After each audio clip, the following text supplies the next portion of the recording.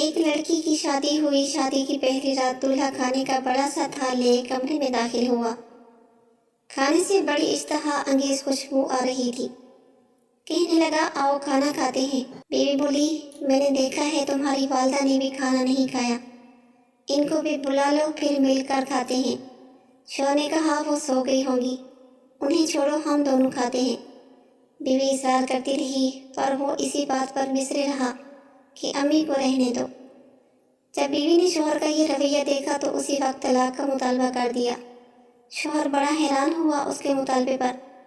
اس نے بڑا سمجھایا لیکن وہ اپنی بات پر ڈٹی رہی، یہاں تک کہ طلاق ہو گئی۔ دونوں الگ ہو گئے، پھر دونوں نے دوسری شادیاں کر لی۔ 30-35 سال گزر گئے، عورت کے بیٹے ہوئے، بہت محبت کرنے والے، ماں کا خیال رکھنے والے۔ بہت آسودہ حال تھی۔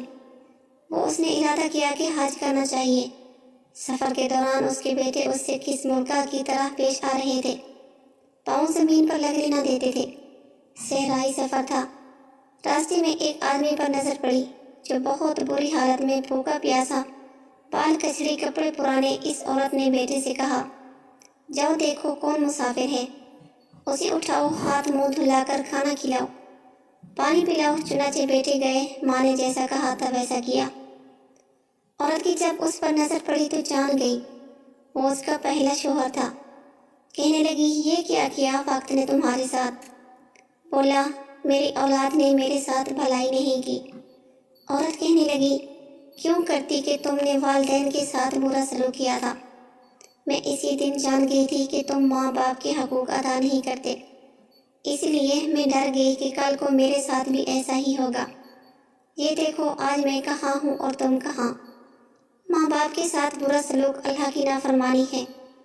اگر اپنا بڑھاپا ہم شاندار گزارنا چاہتے ہیں تو والدین کے ساتھ شاندار سلوک کیجیے، کیونکہ یہ ایسا عمل ہے کہ جس کا بدلہ دنیا میں ہی دے دیا جاتا ہے، خواہ وہ اچھا ہو یا برا۔